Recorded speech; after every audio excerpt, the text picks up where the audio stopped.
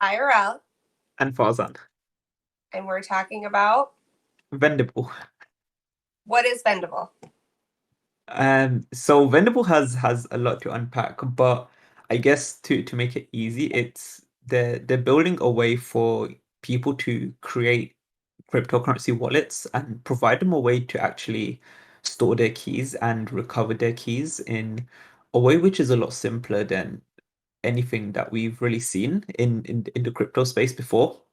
So they're using biometrics especially to help do this. And I'm pretty sure we're all familiar with biometrics because whether it's our phones that scan our faces or our fingerprints, we're used to using biometrics for accessing our information. And this is what Vendible is doing, but they're doing this all on chain. So that sounds a bit scary because it means that your information and your keys are being stored on chain. But Vendible are actually using a lot of really smart maths, which I am not going to go into details because I don't fully understand it myself, but I understand the concept behind it. They are making it so they can store your information on chain without letting anyone else know what it actually is. So no one actually has access to your keys. And only you, as the individual who has stored these keys, can actually access them. So let's take a giant step back for people Yeah. who are not already into crypto. You have a wallet, and when you sign up to get a wallet, they give you this key phrase. I Hmm. did early YouTube videos where I say, write it down, keep it safe.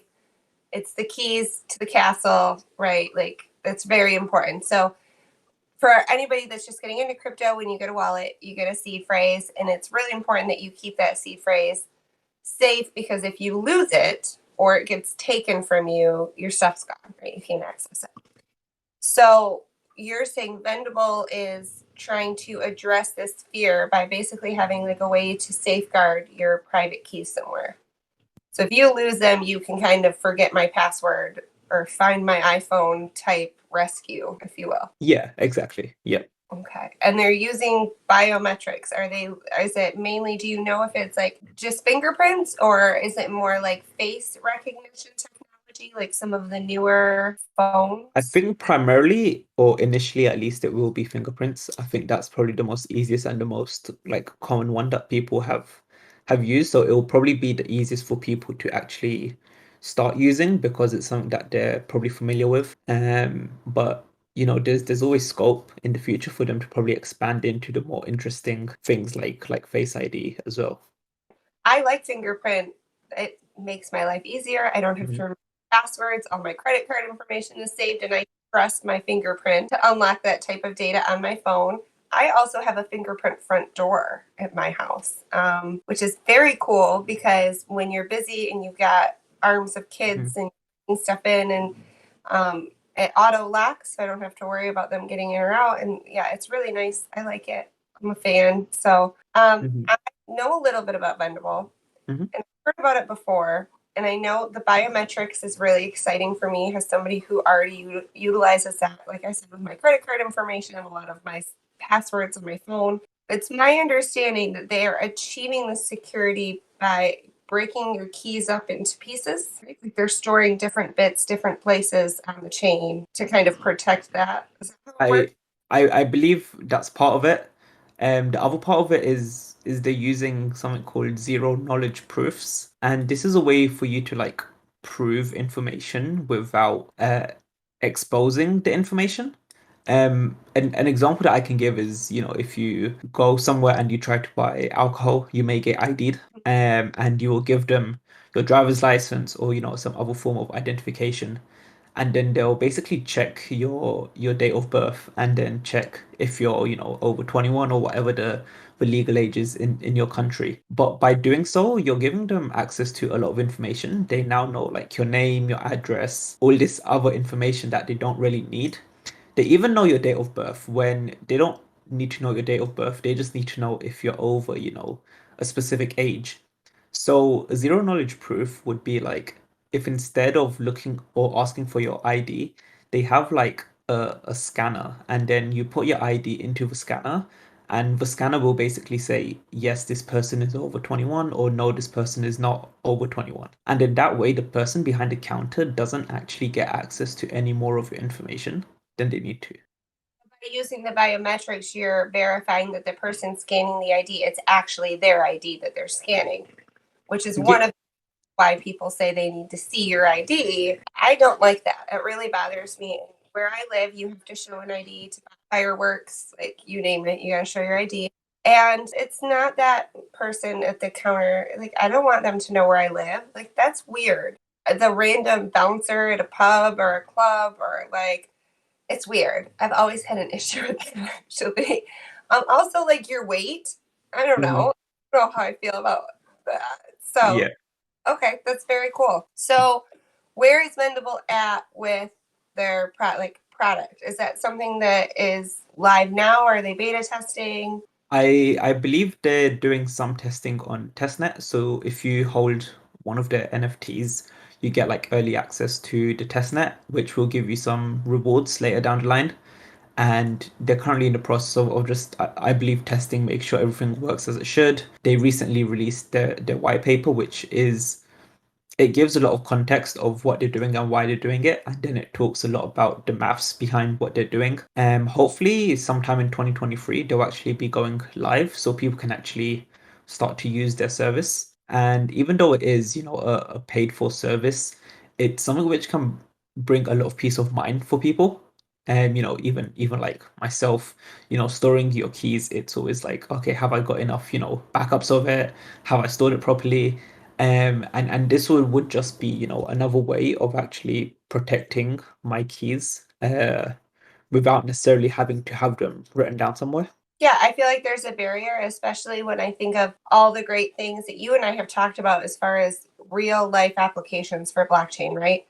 Fractionalized real estate. I would love to get my dad, cousins, sisters, brothers, and I feel like part of that is a little bit of a responsibility because if I, help walk them through this and then they don't, you have to have like a safeguard. So do you have any idea of what that fee schedule is going to look like? Is it going to be like an annual membership that we'll keep up on, or are they thinking? Yeah, I think it is like an annual membership, like per set of keys that you're looking to protect, which I guess would probably work well for a lot of people. I think they're giving some benefits to the NFT holders where you may get some sort of lifetime protection depending on how many NFTs you own, which will be hopefully pay off really well for people who are looking to store their keys for the long term, especially where the NFTs aren't, a massive investment for them. And if it gives them that long-term benefit, I think some people could benefit from that as well. Said I hesitate. I mean, anytime my dad asks me for help with his TV or his computer, it's like, Dad, what's your password? Oh, I forgot my password. And yeah, I forget my username and passwords all the time. I'm not going to lie. So with keys, it has definitely inhibited me from keeping multiple wallets open that I don't use, especially like cross chain. Because then what happens is you end up with like a folder full of gibberish. It's just a bunch of words. So yeah, there's like a level of anxiety. So it would be nice for me to be able to prioritize maybe my main wallets and make sure no matter what, those are I'm Mhm, protecting. And I would love a more long-term thing than annually because unless if it built to blockchain, that would be cooler mhm. than billing to a credit card automatically annually. I always like they never renew, right? It always gets screwed up. Yeah. Annual subscription. So I feel like I might worry on a monthly subscription. Like I don't want to have to make sure my parents, brother, Mhm. sister, etc., are paying it monthly. And so yeah, I'm assuming that they'll have a way to pay on chain, but having a way to Yeah, I uh, think that's probably a step in the right direction as well. A lot of people do everything on chain now. They even hold some of their savings on chain. So if you can pay on chain would probably be, something super cool. And one of the great things about Vendible is they're planning to be a cross-chain platform. The service they're providing can apply to basically anything, any set of keys, any passwords. So what they're planning is they already do some work with, I believe, Polygon and Algorand So, those will be the initial two main chains that they support. But it means that anyone from practically any chain can come and store their keys on Vendible, and the information is actually stored on the Algorand blockchain. So it sort of makes Algorand a hub for all of these other keys to be stored on there, which is quite a unique way of innovating on this technology because it's not often you see, information of other chains being stored on a completely separate chain to where it came from.